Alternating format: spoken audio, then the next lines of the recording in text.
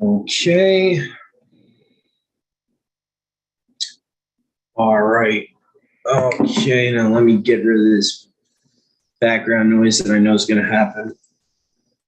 All right, so we're live again. We're back, guys. We're going to just be finishing the study that we were trying to finish last night that we did a couple of Sabbath evenings ago. Differences in the book of Shamut, aka Exodus, between the Septuagint and Masoretic text. So let's see here. We're going to be going to, let me just see here, and I'm trying to remember where we left off in the document. 30. Chapter 30, yeah. So let me open the document up. Number one, let me get that going here. Google Docs.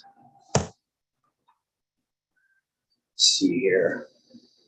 I tried to give people my regular link to look at all the documents I've done so far, but for some reason, like, you got to ask for my permission. If you guys want, I can give you guys permission to look at all of our past studies, all of our past Word doc files. Yes. Just all you have to do is probably when you click on this link, it's gonna tell you to email me for my permission. That's what's gonna happen. So all you would have to do is just request my permission. I'll give it to you guys, and you can see all these past studies we've done. So that's my Google Docs account link. So you'll see all my previous studies here. Let me see here. So differences in the book of Exodus. There we go. Shamut. Okay, so we're at Exodus 30 here.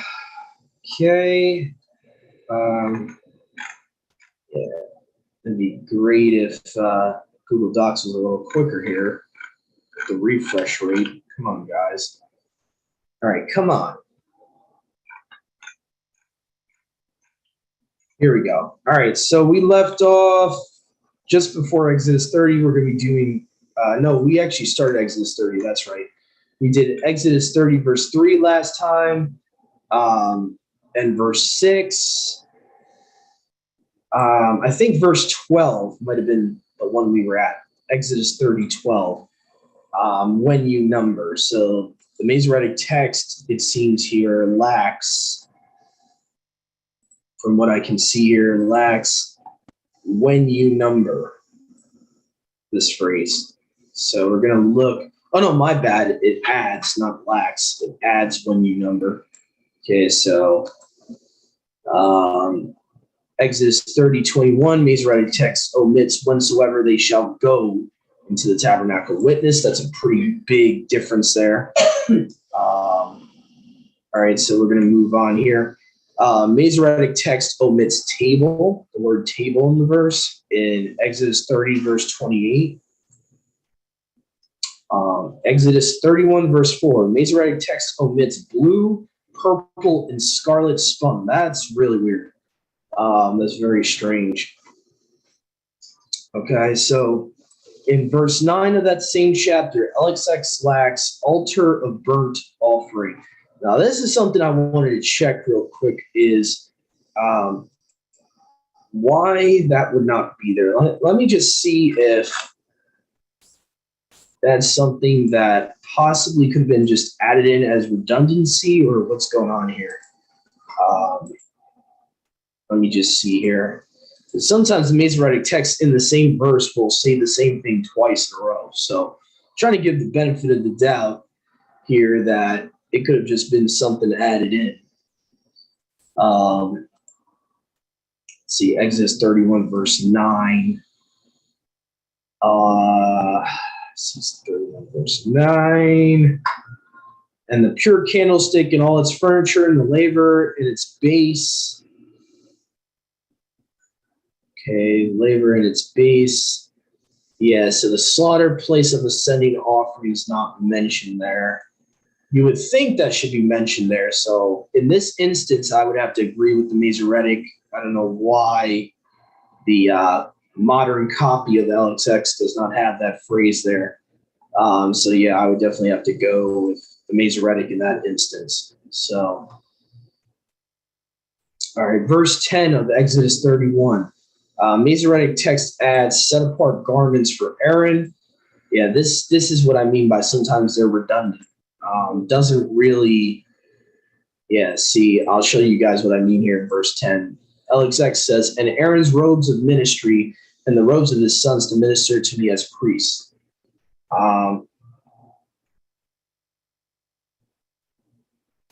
See here. And the woven garments and the set apart garments for Aaron, like garments twice in a row. It's like really redundant. Like, I don't know why the Masoretes needed to say the same word twice in the same sentence. That's what I mean by redundancy sometimes with the Masoretic text. So I would agree it doesn't need to be there a second time. We know the garments they're talking about since Aaron's mentioned in the verse. It's talking about the garments of Aaron. Now, this is a pretty big difference here. Exodus 31:14 omits Yahuwah in the Masoretic text. So we go to Exodus 31:14. And you shall keep the Sabbaths. This is how the Septuagint reads here. And you shall keep the Sabbaths because this is set apart to Yahuwah for you. He that profanes it shall surely be put to death. Everyone who shall do a work on it, that soul shall be destroyed from the midst of his people. Okay, so what's weird is that it doesn't say who it's just saying it's set apart to the Israelites, which is weird in the Masoretic text because obviously it's a Sabbath to Yahuwah, not to themselves. Who are they keeping the Sabbath for? Not for themselves, for Yahuwah. It's to Yahuwah. So that to me is like really weird there. All right. So now we're going to chapter 32 here. Masoretic text adds molten. And we're going to see whether this is redundant or not. I have a feeling it is. It's probably not necessary for them to have to add in molten there in the context.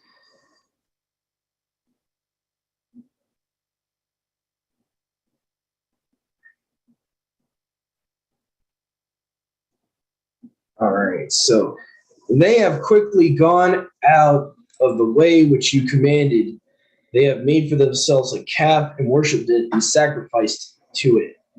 So basically, the point I'm trying to make here is we know it's a molten calf. The Masoretic text didn't need to add their molten calf. I don't think anyone would have assumed that they're worshiping a literal living calf. Okay, this is what I mean by redundancy, or they sometimes the Masoretic text feels the need they got to spell it out for you. This is kind of ridiculous in my opinion. You don't need to put molten, add the word molten there for the type of calf that they worshipped. Obviously, it was a graven image. That's obvious. I don't think anyone would have thought otherwise. So that to me, I think is unnecessary. They're adding molten there, totally unnecessary. All right. So now we're going to verse 9 here. It seems like the LXX, it's missing in our modern copies of the Septuagint, or the Codex Vaticanus version. So we're not even going to touch on that. Can't really compare the two versions there. So we're going to be going to Exodus 32:13. Okay, so 32:13. Masoretic text omits multitude. If I'm not mistaken, in this context, this is talking about, let's see here. Remembering Abraham, Isaac, and Jacob, your servants, to whom you have sworn by yourself, and you have spoken to them, saying, I will greatly multiply your seed as the stars of heaven, for multitude in all this land which you spoke to give to them, so that they shall possess it forever. Okay, so again, there's this importance of a little, I don't know why my stupid computer's acting retarded lately. All right, so multitude's missing here. There's no mention of multitude. It just says increase your descendants to the star of heaven. You okay, Mom? Yeah, I'm good, honey. Good. Okay, so we're going to move on here to verse 15. Masoretic text omits stone. We're going to look at that. Verse 15 here of 32. And Moshe turned and went down to the mountain, and the 2 tables of witness were in his hands, tablets of stone written on both their sides. They were written inside and outside. Now, for some reason, they don't want to tell you that it's tablets of stone. I would think that would be important because that way you know what material it's written on. Because obviously tablets can be of other material. Just saying here, you got different types of rock and stuff like that. So I would think that would be important to include that in that context. But anyway, moving on, we got 32 verse 22. Masoretic text here seems to substitute in Adonai. Okay, so let's go to verse 22 here.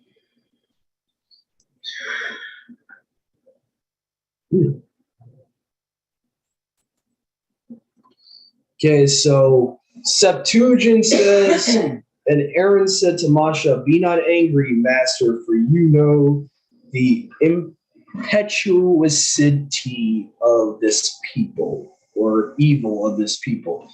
Now, you can't really see Adonai here in the ISR because, they do their best to hide it.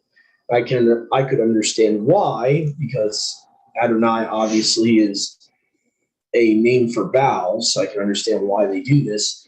But if you look at, let's just say, you look at the Strong's Concordance of that verse, I'm going to show you guys something here. Exodus 32:22.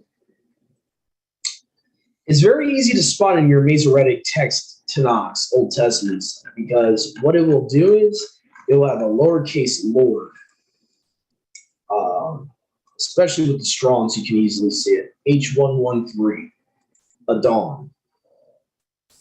So now Aaron is calling, I think, Moshe his Adonai. Very weird. Very weird. So again, this is the issue with the Masoretic text. I know people will say, well, isn't Kurios equivalent with Adonai? No, not really. There is no equivalent in the Septuagint for Adonai. And matter of fact, sometimes Kurios is not even the word used for Lord. So again, this time it is. Kurios, master.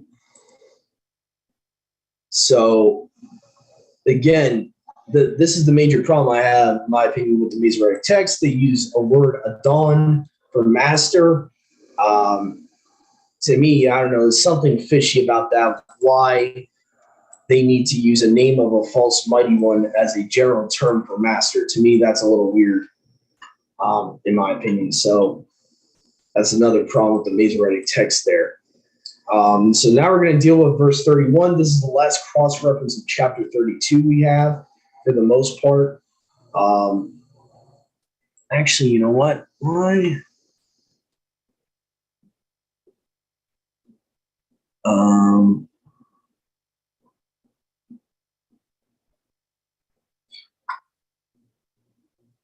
33 verse 12. Actually, we do have one. Oh, no, that's 33 verse 12. Okay. 32 verse 13. I see something from 32 verse 13. So let me see something. Let me backtrack real quick.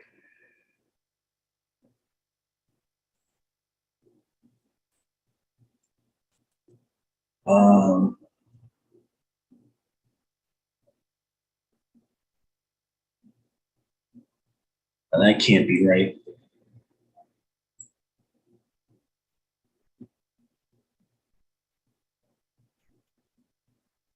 Nah, that can't be right. So that bullet point's got to be off.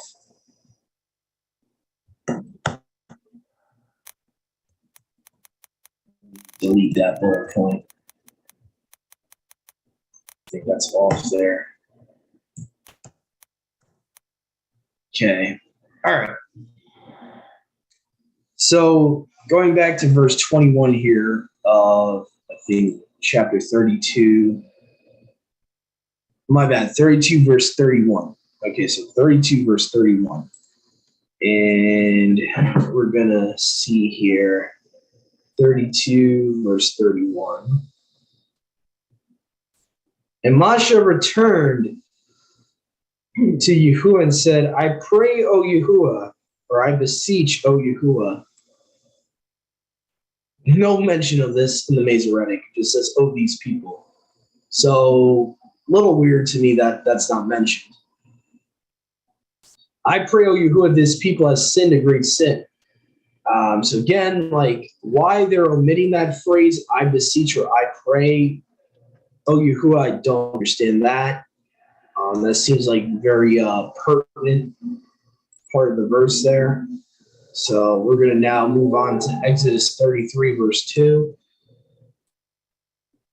Okay, so Exodus 33, verse 2 says, we'll go to the next chapter here. Whoops. One does that. All right, 33, verse 2. And I will send at the same time my messenger before your face. He shall cast out the Amorite, the Hittite, the Perizzite, the Girgashite, the Hivite, the Jebusite, and the Canaanite. All right, so we have one of the tribes here. It looks like one of them is not being mentioned here.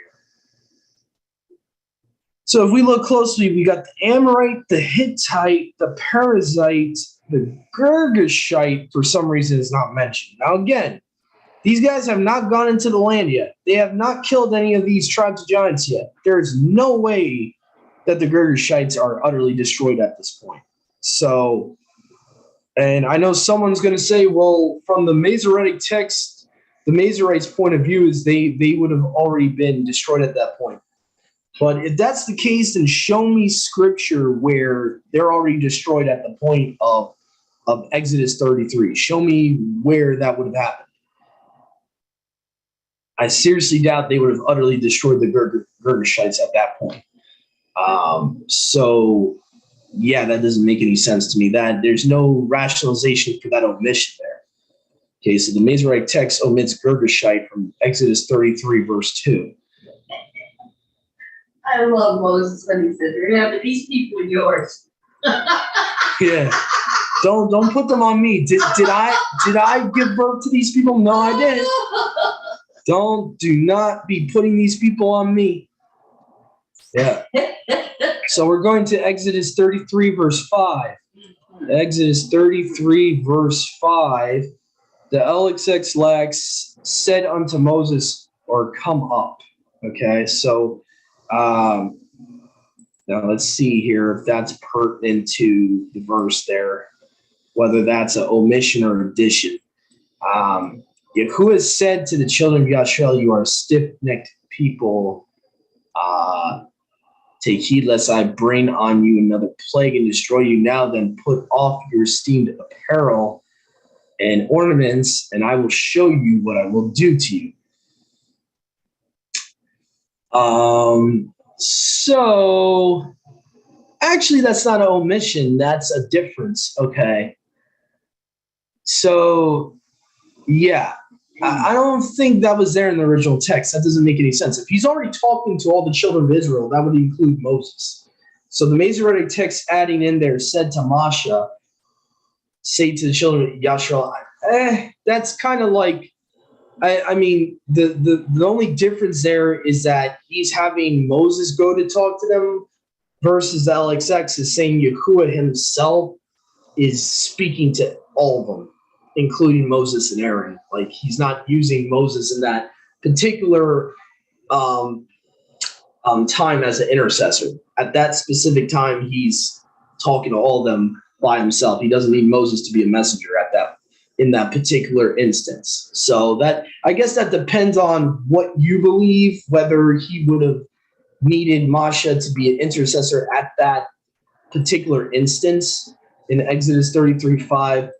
it could go either way. I think the Masoretes probably added that in there to emphasize Masha as a intercessor and maybe give him a little bit more esteem than he kind of deserves, which you see a lot in Judaism today.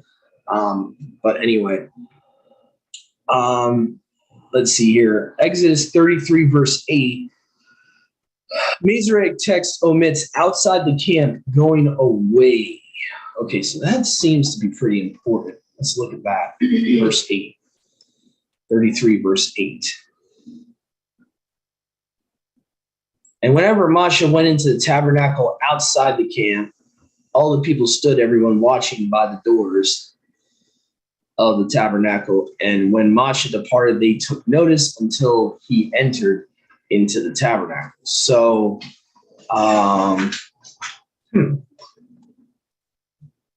okay. Actually, I don't see anything there. I don't know. I think I might have messed up there. Yeah, I think actually outside the camp. Let me see. Outside. No, it does say outside the tent. Oh, okay. So the difference is tent and camp. I see what's going on here. Okay. So you got camp versus just went outside the tent. So it's not, the Masoretic text is not mentioning him actually going outside the camp, like outside the encampment. It's just mentioning he went outside of the tabernacle, but not outside the whole camp or whole wilderness. That's a little interesting there. Very interesting there. I don't know what to make of that. Let's see. So Masoretic text says by name in Exodus 33, verse 12.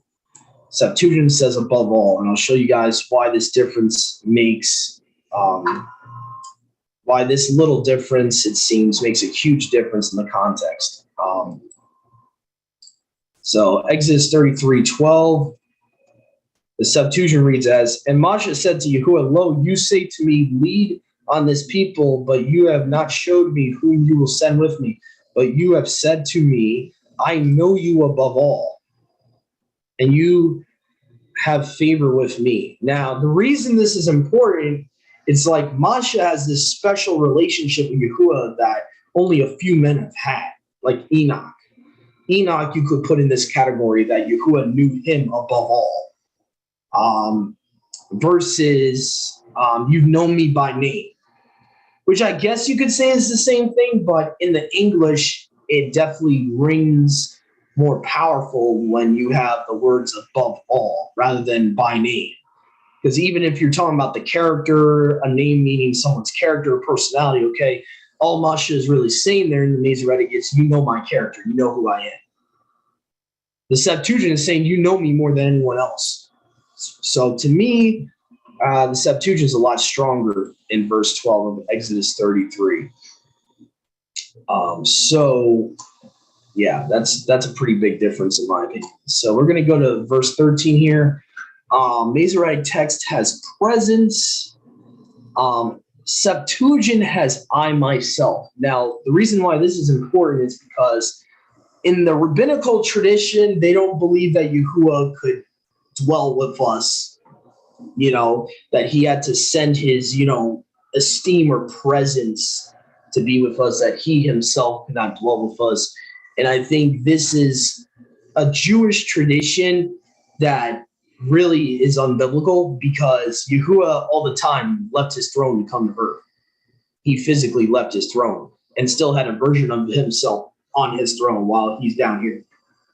See, something like this, our human minds can't fully comprehend. So what happens with the rabbis, they try to rationalize and say, oh, his light or his esteem only came to earth, or his presence, his divine presence, or his, how the rabbis would talk about the Shekinah glory and all that. So they don't want you to believe that the Father himself, physically himself, could come to earth and still have a version of himself up on his throne in heaven at the same time, that he can be omnipresent, which actually he is omnipresent. So I definitely agree with the Septuagint over the Masoretic text here. Exodus 33, verse 13, Septuagint again says, I myself versus the presence of Yahuwah. Okay, so anyway, so all right, so verse 15 here we're at. Masoretic text again says your presence. LXX says you. Huge difference in my opinion.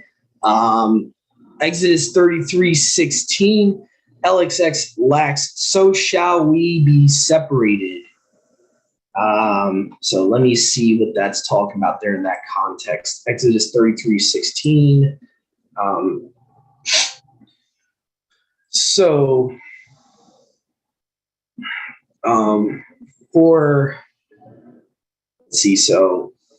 How shall it be surely known that both I and this people have found favor with you, except only if you go with us? So both I and your people shall be esteemed beyond all the ethnoses or ethnicities, as many as are upon the earth.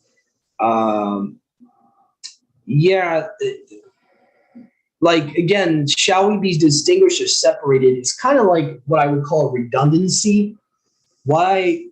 Obviously, Yahushua is talking about them being distinguished from the Gentiles. Like, that's kind of that's already the point of him saying this. So why does he need to reiterate? So we shall be distinguished. It's kind of like they're being redundant. There's no reason to add that. There's that's a phrase that really doesn't make it any more stronger. Like, he's already saying, how will we know we, meaning only one people, are with you?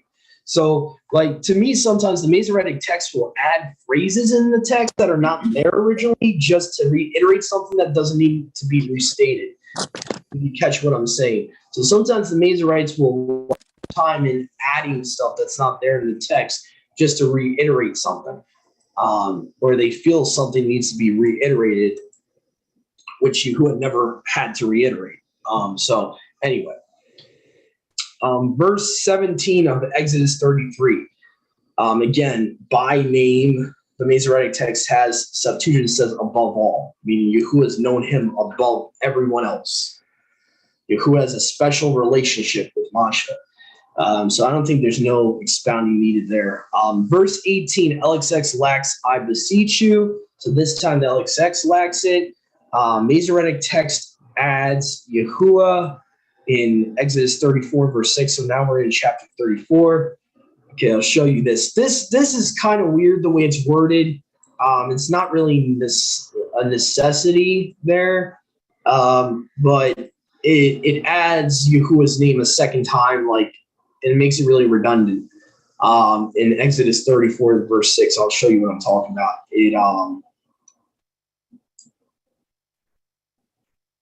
Let's see here. It says here, I'll show you guys what I'm talking about. Like right here. Like, why does that need to be right after one another? Doesn't make any sense. So the Septuagint would say, and Yahuwah passed by before his face and proclaimed, Yahuwah Elohim, pitiful, meaning, showing pity, showing mercy, showing pity, having pity and merciful, long-suffering, and very compassionate and true. Now, the Masoretic text, for some reason, has Yahuwah 3 different times in this sentence. It's weird. And Yahuwah passed by before him and proclaimed, Yahuwah, Yahuwah, all compassionate and showing favor, patient, great, and loving, committed, and true. To me, like, linguistically, it doesn't make sense to have Yahuwah following one another like that. It's kind of redundant, in my opinion. So anyway, so that's why I side with the Septuagint in verse 6 there. So it's a little redundant there. All right, so we're going down to verse 9 here in chapter 34. Masoretic text adds Adonai, and then it replaces Yahuwah with Adonai. So we're going to look at that very quickly.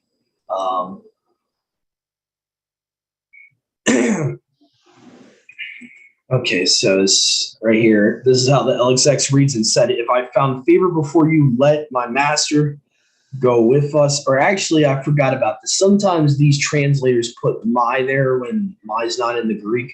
So if I'm not mistaken, it's actually supposed to read originally. It's supposed to read in the Greek of the Septuagint, let Yahuwah go with us, for this people is stiff-necked, and you shall take away our sins, our iniquities, and we will be yours. Masoretic, though, says, if I found favor in your eyes, O Yahuwah, I pray, let Yahuwah go in our midst, even though we are a stiff-necked people, and forgive our crookedness and our sin, and let us and take us as your inheritance. Now, the one two thing I want to say about the eyes are they tried their best to cover up the Adonais in the Masoretic text. I'm going to show you the difference when you actually look at a text that doesn't try to cover it up. I'm going to show you what I'm talking about here. So, Mom, we were at what verse here? 34, verse 9, right? So I'm going to show you here. If you go to the King James with the Strongs, okay, 34, verse 9.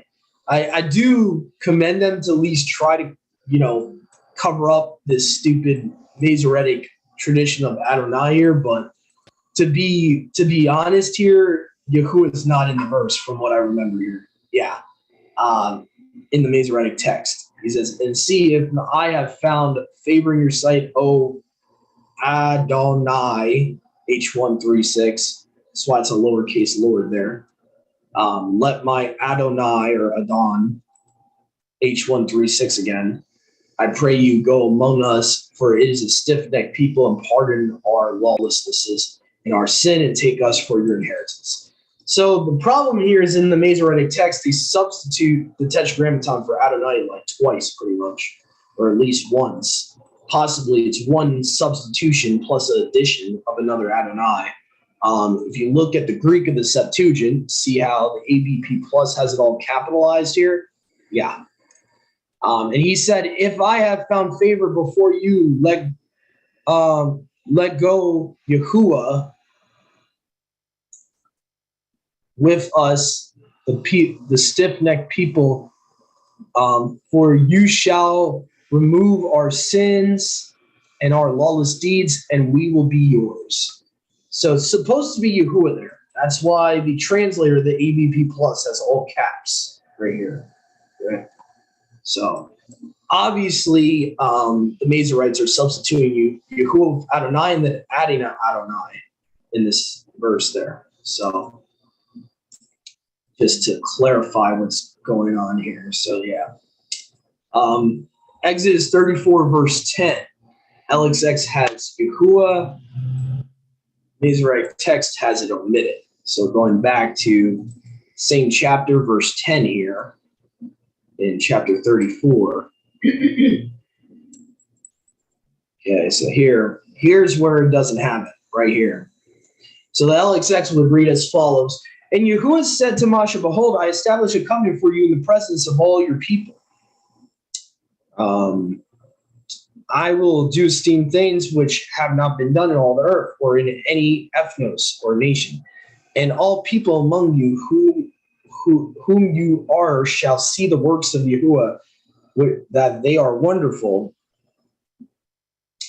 which I will do for you. So what happens here is in the Masoretic version, it doesn't mention Yahuwah in the first part of the verse. It just says, and he said.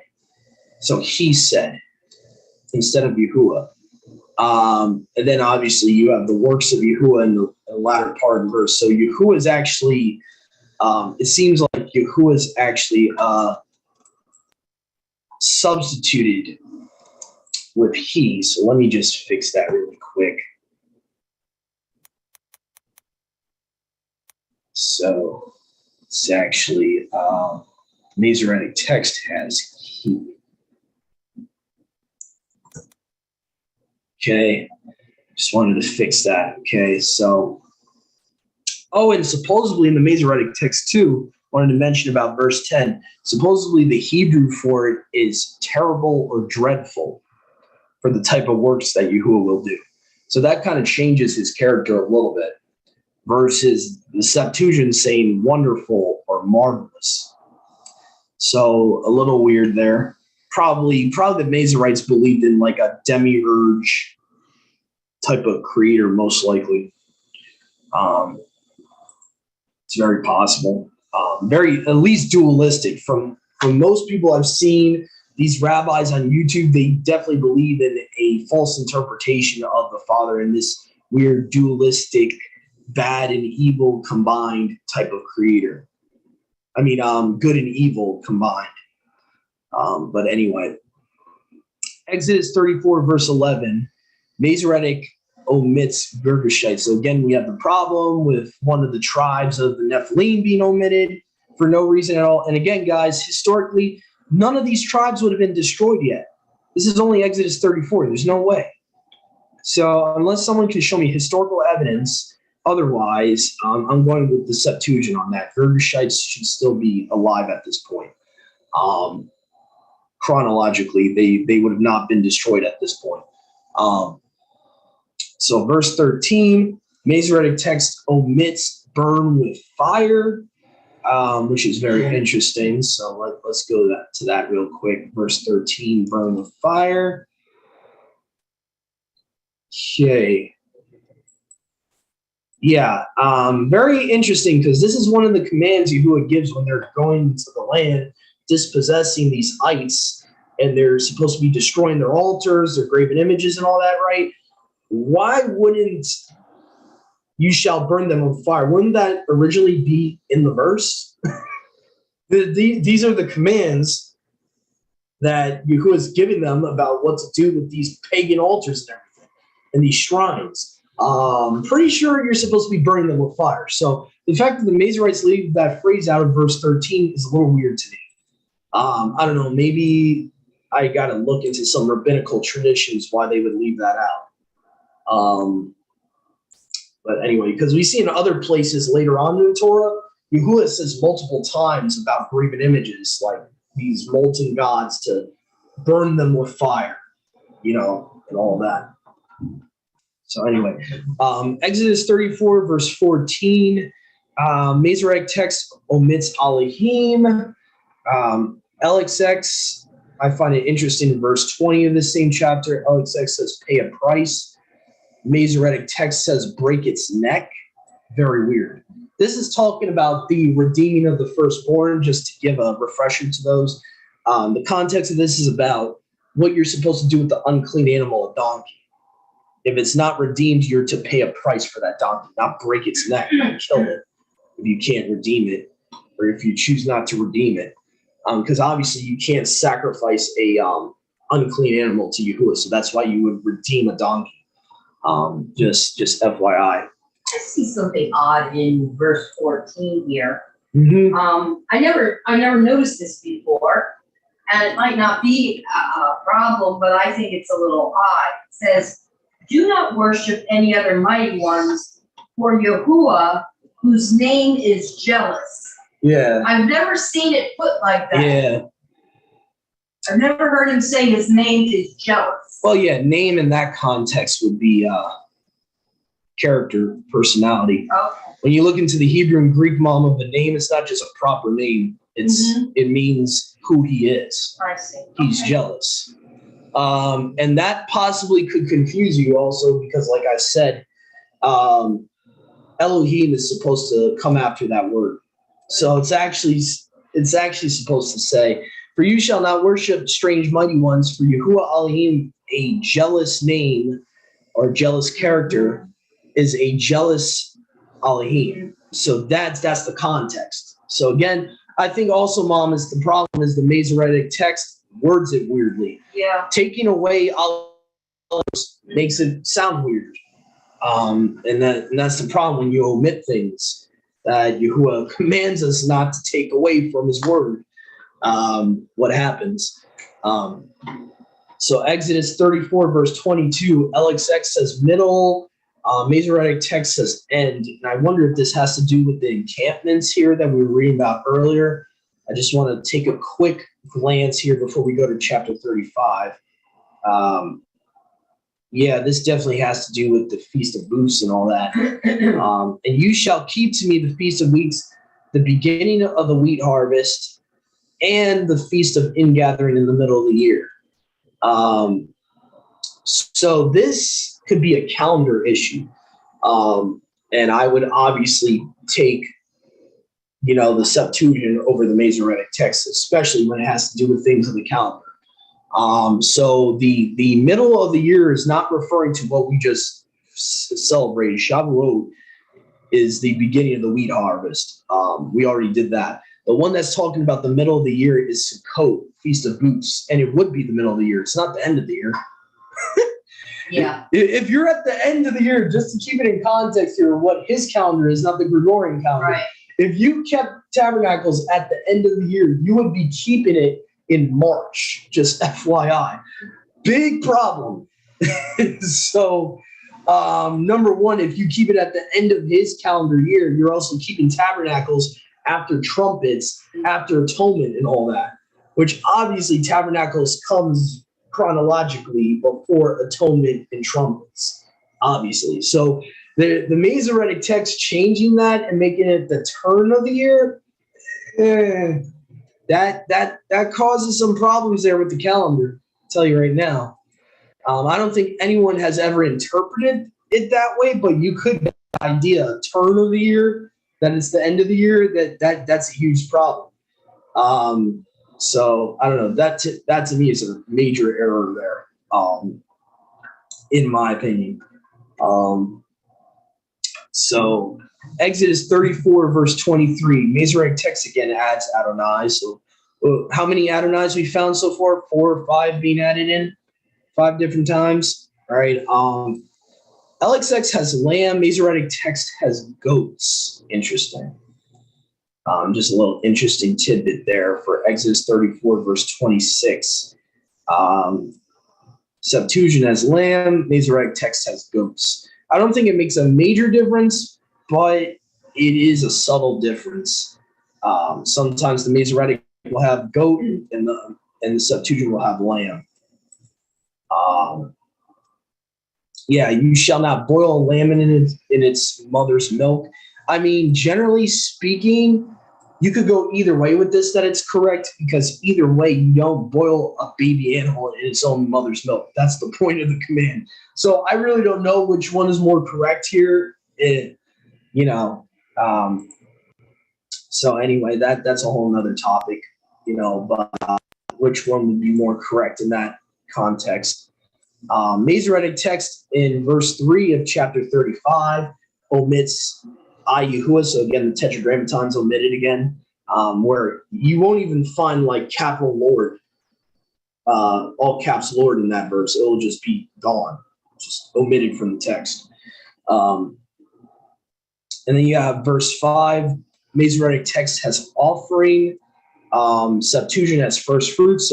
So the Septuagint's letting you know what type of offering it is, which I actually like. Gives you a little bit better context. So verse 6 in chapter 35, Masoretic text omits being spun. So talking about spun linen. Verse 8 of chapter 35, Masoretic, my bad.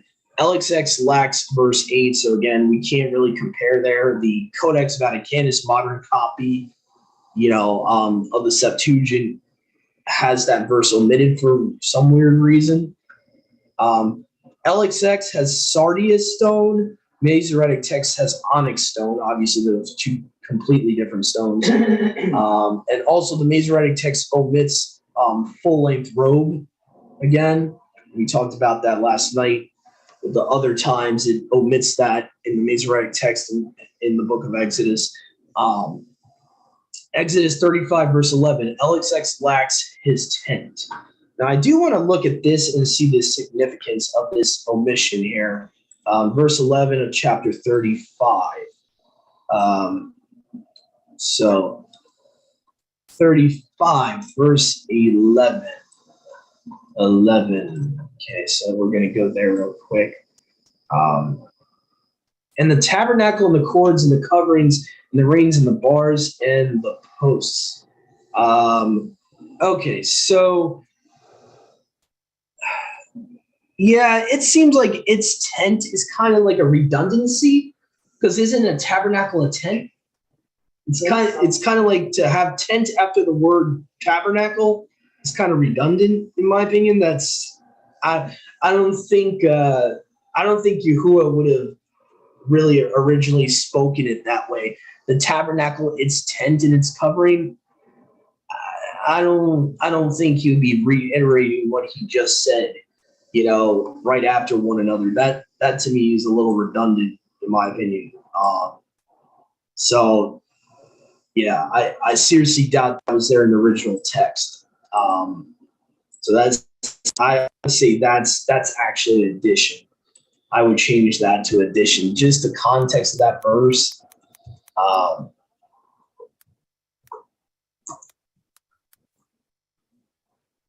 So anyway, we're going to move on to verse 19 here.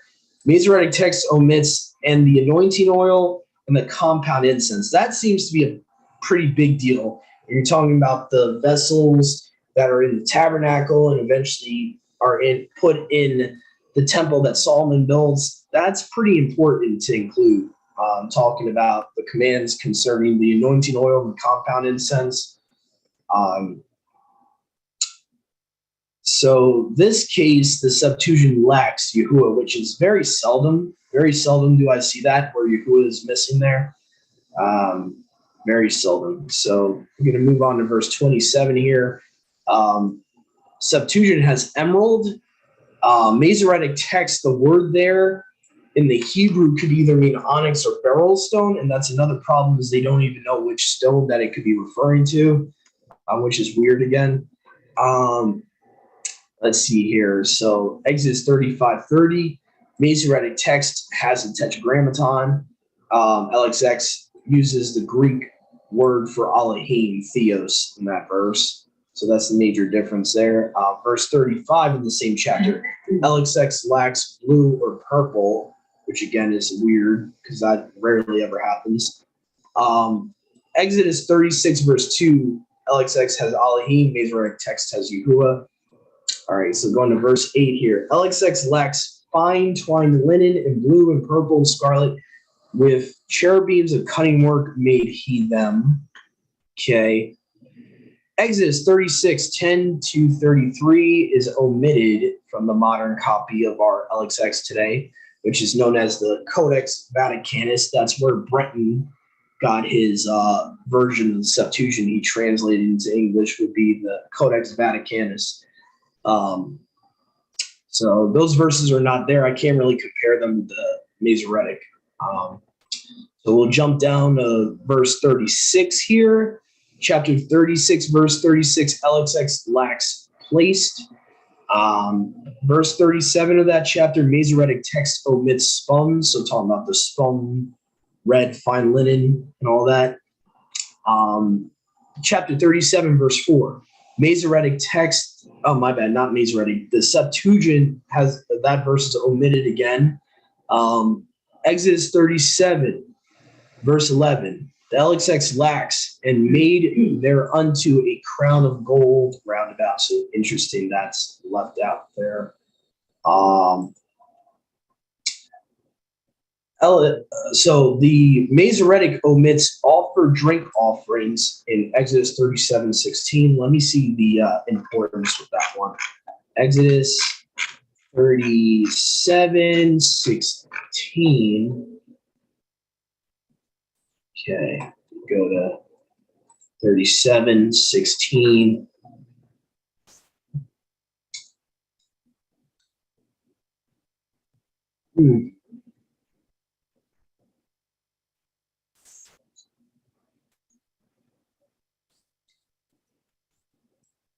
Yeah, this seems very important to include here. The furniture of the table, talking about the table of showbread and all that. Both the dishes, the censers, and the cups and bowls with which he should offer offerings of gold, drink offerings of gold. So that's pretty important there.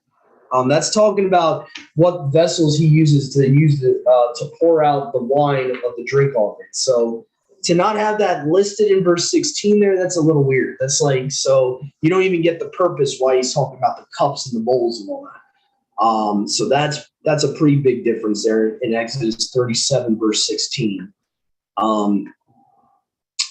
Let's see here. LXX lacks cubits. And now we're up to 38, verse 9. Exodus 38, verse 9. So Exodus 38, verse 9. I just want to see what the difference is here.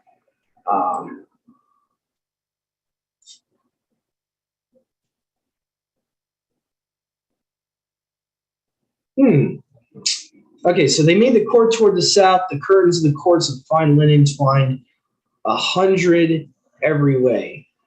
And again, I mean, you can infer cubits should be there in the verse. I mean, that's not a deal breaker to me because it's already talking about the number of measurements there, and obviously 100 would be referring to 100 cubits, in my opinion. It's not a deal breaker. That's not going to hurt the verse to not literally have cubits in the Greek there. That's not that big of a deal, I don't think. I mean, the fact that it's talking about 100 something, you can kind of figure what it's talking about from the context. It's talking about 100 cubits. So that's not a deal breaker there, in my opinion. Masoretic text adds tabernacle in Exodus 38, verse 21. So let's drop down to verse 21 in this chapter. Okay. Yeah, see, this is what I mean, guys, the redundancy here. The dwelling place of the witness. Why? I doubt Yahuwah is going to say that twice in a row in the same sentence. It's a little weird. Like, you see what I'm talking about with the redundancy? Like that doesn't make sense. I want to give an interjection here just because I learned this about the Hebrew language. They very often use repetitiveness for effect. You know what I mean? Like you look at in Isaiah, set apart, set apart, set apart. You know what I mean? Well, but in that context, though, Mom, the verse is literally saying they're uttering it that many times. Yeah, but I see in a lot of areas. This, Mom, is talking about commandments. This is not talking about praise. This is talking about commandments. Yeah. So, it is a literal redundancy. Okay. In this verse. That's what I'm trying. I get what you're saying with your point, but the fact is that's talking about praising him that many times. Okay. You see what I'm saying? Because in the Greek, it even has that many times. Just to let you know, in that verse, the Greek has that 3 times. So just to let you know, there is a difference. In Isaiah 6, in any version you look at, says set apart, set apart, set apart. So there's no difference there. This seems to be more of a redundancy issue. Just because I have not seen the Greek of the Septuagint ever mention tabernacle twice in a row for no reason. That to me, even our English language, I think you can get the idea that's kind of redundant. There's no need to reiterate that. He's talking about the tabernacle. He mentions the. Yeah, no, I think you're right. In the word prior, it says tabernacle. Why he doesn't need to say tabernacle? It doesn't. No, I get it. Yeah. It's weird. But anyway, that's my opinion on that. Verse 21, I think, sounds redundant in the Masoretic text. Doesn't make sense. And then here in verse 24 of chapter 38, you have Masoretic text saying 730, Septuagint says 720. So you have a difference of the numbering of certain things here, which we saw earlier today, even in Numbers, when you get to the ages of those that are in the priesthood, when they're supposed to start at. Now, here in Exodus, it's saying that, let's see, so it's talking about the set-apart offerings was a gold of offering. So the amount of gold offered was 29 talents, 720 shekels. So the number of shekels, there seems to be a disparagement here. You have the 720 versus 730. I don't know why they would want to change 20 to 30 there. I don't know what the significance would be to add another 10 shekels there. That's a little weird to me. But anyway, so we're going to move on here. So trying to decent pace here because we still got a bunch to get through here. All right, so Exodus 38:25, which, by the way, if you have a physical Septuagint, originally would have been numbered as chapter 39, verse 2. Masoretic text adds set-apart place. We're going to look at that real quick, whether that's redundant or that's necessary to have that there. Depends on the context, I would say, whether it's supposed to be there. Chapter 38, verse 25. The offering of the silver from the men that were numbered of the congregation. Let's see here. 100 talents 1,775 shekels, one drachma a piece, even the half shekel according to set apart shekel. So for some reason they felt the need in the Masoretic text to add set apart place here. It's kind of like the same thing though. Set apart shekel versus shekel set apart place. It's kind of like it's inferring the same thing. I guess the Masoretes felt the need to add in set apart place to give. They felt like there was no context for whatever reason. But I can get the context from set apart shekel what it's referring to. Obviously. So, and again, we have a difference in numbers here, or how much the offerings weigh here, because in verse 29 of the same chapter, LXX has 370, Masoretic text has 70. And this is verse 29 of chapter 38. So it says the bronze of the wave offering was 70 talents and 2,400 shekels. So the talents are only 70 according to the Masoretic. But if you look at the, let's see here, it says, and the 1,770 shekels he formed into hooks for the pillars, and he gilt those chapters and adorned them. Where did I get 1,770 shekels? No, it actually doesn't say that there. I must have messed up there. So that's, yeah, no, that's my fault. That's not an actual difference there. I don't know where I got 370 there. I don't know. Probably messed up a little bit there. All right. Going up to chapter 39 now. 39 verse 3, Masoretic text omits spun 2 times. So talking about spun linen. A lot of times it does that. For some reason, it will mention the red linen, the red thread, the scarlet thread, but it never mentions spun for some reason. And again, it does that in verse 5, chapter 39. So now we're going to go to chapter 39, verse 6. Masoretic text has onyx or beryl. Septuagint has emerald. And like these are hugely different stones. Like emerald is like a green. Yeah. What's a beryl? Like a beryl is like what? Like a burgundy red or something? I'm not sure. I have to look at it. Onyx is also different. Onyx is a black stone. So like I guess the Masoretes couldn't make up their mind, or either that or the translators don't know what that Hebrew word is, and they put in the Strong's both type of stones. At least with the Septuagint, we know it's an emerald there. So anyway, Exodus 39 verse 8, Masoretic text omits twined again. That's like what, the 4th time already. Chapter 39 verse 10, the Masoretic text has carbuncle. And the Septuagint has emerald. So it seems like the Septuagint uses emerald a lot in the rendering of talking about the breastplate of Aaron and his sons and the shoulder pieces and all that. Okay, so verse 11, Masoretic text this time has emerald, sapphire, and diamond. Septuagint has carbuncle, jasper, and sapphire. So these are Beryl's like golden. Yeah. Color. I'm just looking at it here. Yeah, so carbuncle, jasper, and sapphire is how the Septuagint reads in verse 11. The Masoretic in that verse has emerald, sapphire, and diamond. So a lot different, like very different renderings there in that verse. Verse 13, Masoretic text has jasper.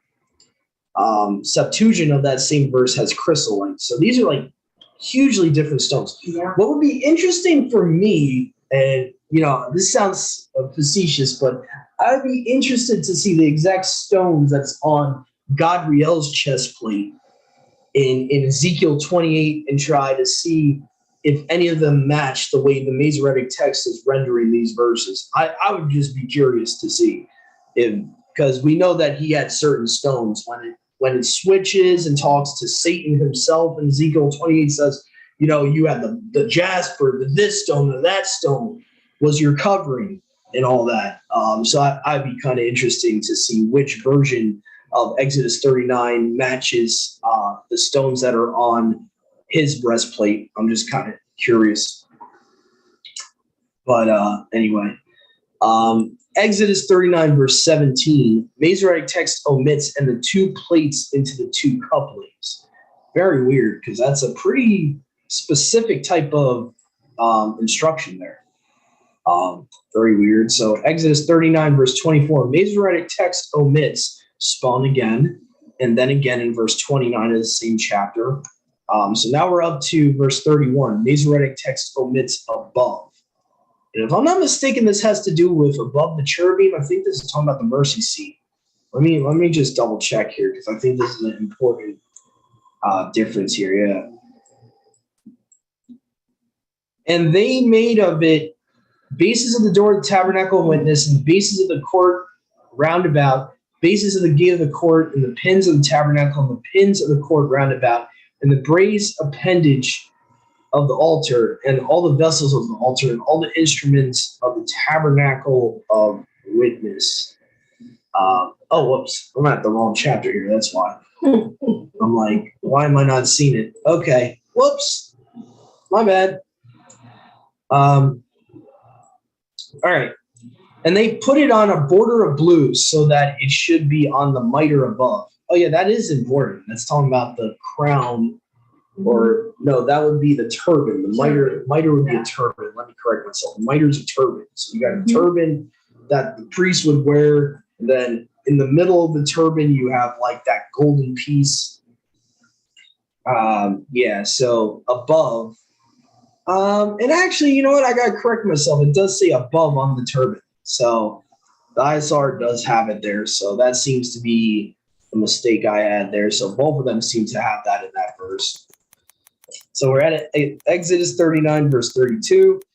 Half of the verse in the Masoretic text seems to be missing here in Exodus 39, 32. So look at this real quick here. LXX reads as follows: "The children of Yashua did as Yahuwah commanded Moshe, so did they, and of the gold that remained of the offering, they made vessels to minister with before Yahuwah. And the blue that was left, and the purple, the scarlet, they made garments of ministry for Aaron, that he should minister with them in the set apart place." So this, it seems like this whole second half of the verse they don't have right here. And the blue that was left and the purple and the scarlet they made into garments of ministry for Aaron, so that he should minister with them in the set apart place. Unless they mention it in the next verse, it seems like the Masoretes left that part out on purpose. So yeah, very, very strange. So moving on. Again, the Septuagint, for some reason, our modern copy of the Septuagint, part of the problem is that the copy we have today comes from the Vatican, the Codex Vaticanus. So unfortunately, it seems like the Vatican has messed with the original manuscript and has omitted certain things. Verses 33 to 43 of chapter 39 we cannot find in our modern copy of the Septuagint today. So unfortunately, we're forced to have to trust in other manuscripts like the Masoretic for those verses, unfortunately. But moving on, we're going to go to our last chapter here of differences in the book of Exodus, Shamut. We're going to be looking at Exodus 40, verse 2, which is a pretty important verse here. So it says here, "On the first day of the first month, at the new moon, you shall set up the tabernacle of witness."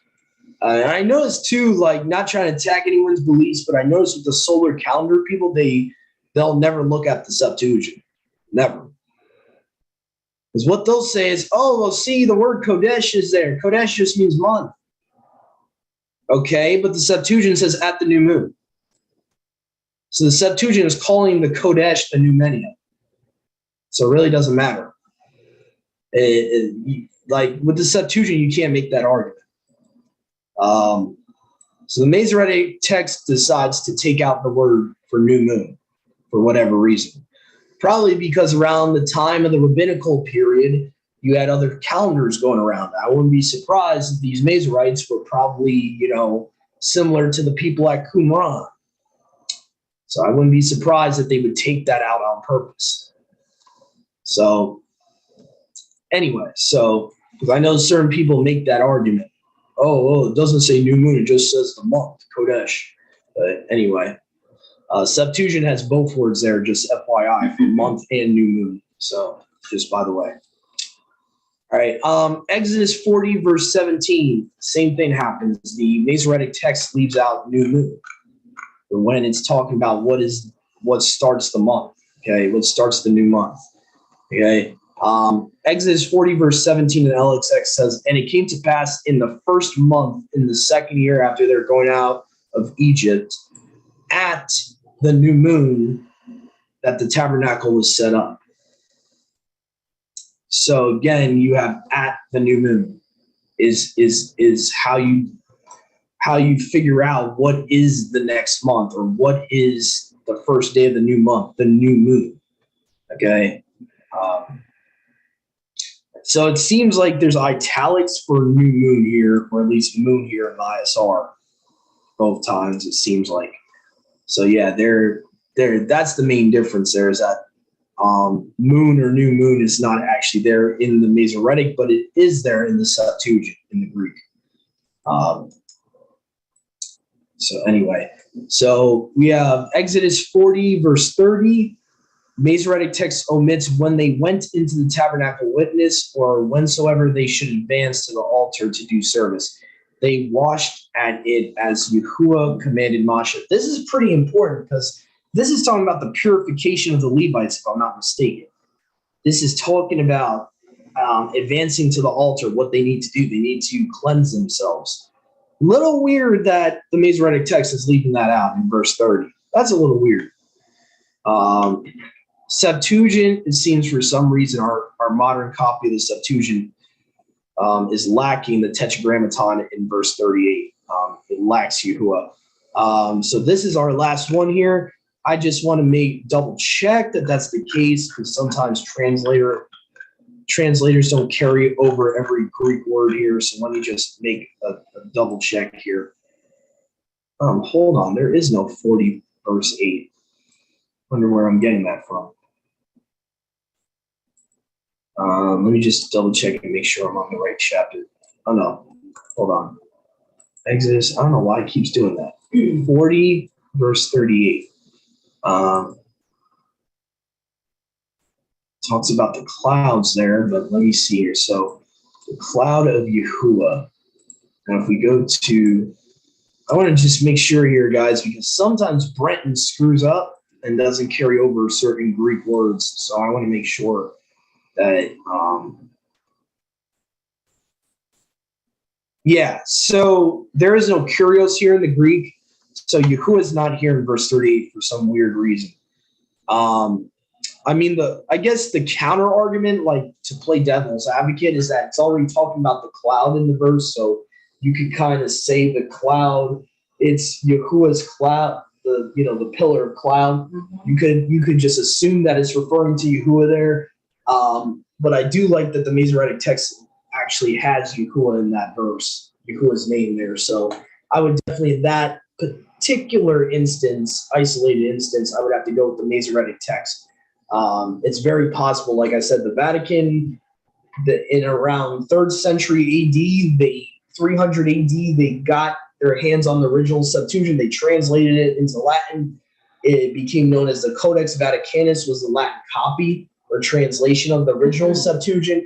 What we have today, for the most part, is a Latin copy. We don't have the original Septuagint. So certain instances like that, I do have to consult with other manuscripts of that particular verse, because unfortunately, every manuscript you can think of today is a copy of a copy of a copy of a copy, like 3rd or 4th hand information, pretty much. So that's why I don't completely throw away the other manuscripts of the Torah of the Tanakh, because sometimes I have to consult with other versions.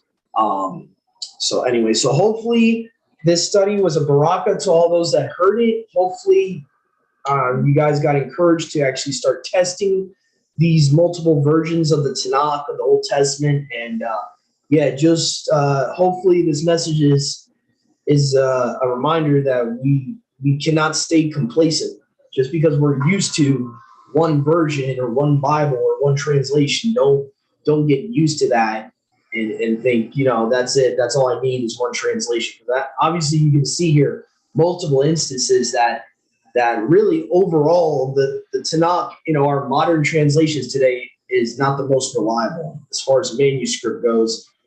Overall, as a full manuscript, it's not that reliable. And hopefully you're starting to see who is starting to show you through these studies that you're watching of ours that the majority of the time the LXX is more reliable. Even the modern Latin copy is more reliable than the Masoretic text, and possibly you could even say the more modern Latin copy is more reliable than the original Masoretic text that you could get from Israel, because even the original Masoretic text had these errors in them. So anyway, I just want to thank you for joining us today, and for all of our brothers and sisters out there, Shabbat Shalom. See you next